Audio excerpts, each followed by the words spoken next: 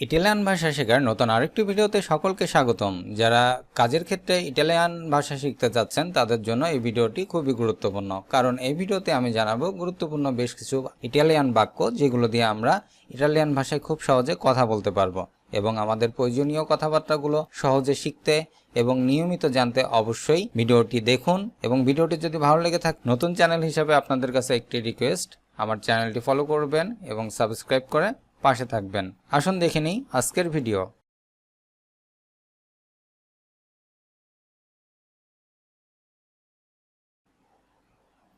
আমি চিন্তিত। এই বাক্যটি যদি একজন ছেলে হিসাবে বলে তাহলে আমরা বলবো sono preoccupato, sono preoccupato। আর যদি একটি মেয়ে বলে তাহলে আমরা বলবো sono preoccupata, sono preoccupata। এখানে sono অর্থ আমি, চিন্তিত preoccupato ছেলে হলে, preoccupata মেয়ে হলে, যার অর্থ চিন্তিত।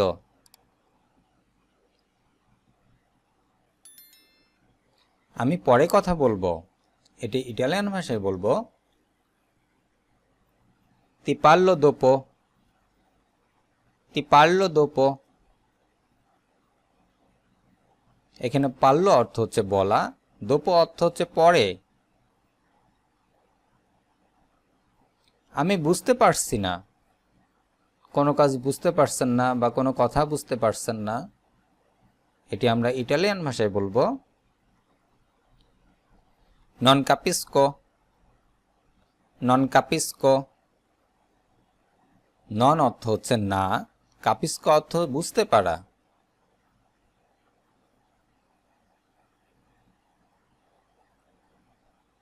একটু অপেক্ষা করো, আপনার জন্য কেউ ওয়েট করতেছে, আপনি তাকে বলতেছেন একটু অপেক্ষা করো। এই কথাটি আপনি ইটালিয়ান ভাষায় বলবেন aspetta un attimo, aspetta un attimo। aspetta অপেক্ষা করা, un attimo আমার জন্য।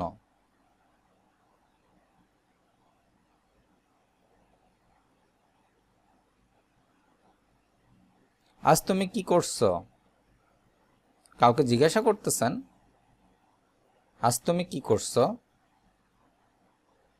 এই বাক্যটি আমরা ইটালিয়ান ভাষায় বলবো cosa fai oggi,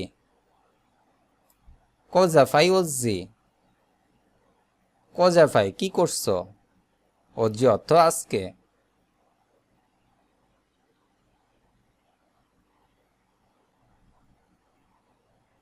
আবার বলো,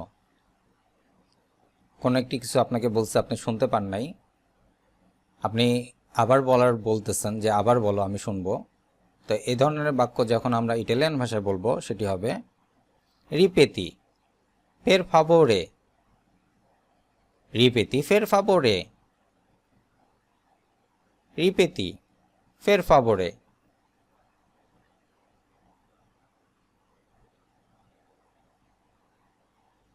এখানে রিপিতি অর্থ হচ্ছে পুনরায় বলা, ফের ফাভরে আবার বলো।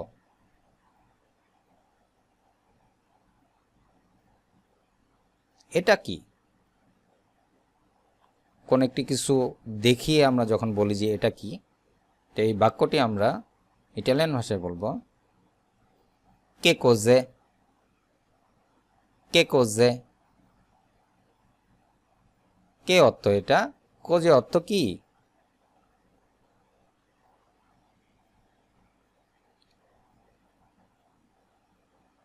আমি যাচ্ছি,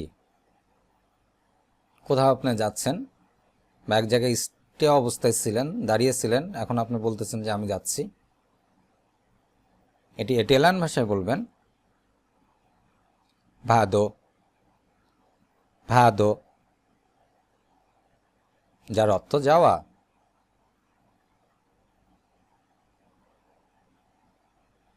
আমি ক্লান্ত,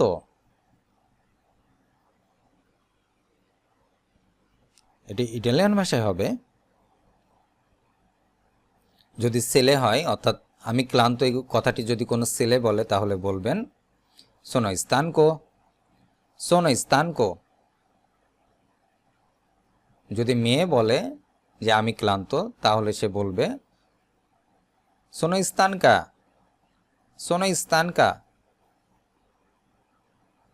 सोनो অর্থ আমি স্থান কো ছেলের ক্ষেত্রে ক্লান্ত স্থান কা মেয়ের ক্ষেত্রে ক্লান্ত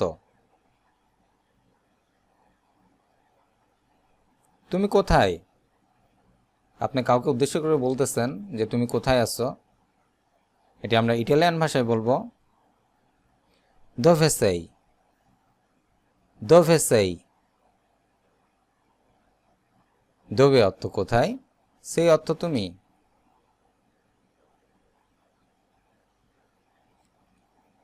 সব ঠিক আছে সবকিছু ঠিকঠাক আছে এটি আমরা ইটালিয়ান ভাষায় বলবো va tutto bene va tutto bene এখানে তুত্ত অর্থ হচ্ছে সব বেনে অর্থ হচ্ছে ভালো ভা অর্থ আছে va tutto bene সব ভালো আছে আমি খেতে চাই খিদে লাগছে আমি এখন খাবো বা খেতে চাই এটি ইটালিয়ান ভাষায় হবে voglio mangiare voglio mangiare mangiare অর্থ খাওয়া voglio অর্থ হচ্ছে আমি চাই voglio mangiare আমি খেতে চাই এটা খুব মজার কোনো খাবার খাওয়ার পরে আমরা বলি যে এটা খুব মজার বা আমাদের কাছে আনন্দ লাগছে এরকম কোনো কিছু বিষয় যখন থাকে তখন আমরা এটি বলি যে এটা খুব মজার বা আনন্দের তো এটি আমরা ইটালিয়ান ভাষায় বলবো è molto buono è molto buono è molto এটা খুব buono অর্থ মজার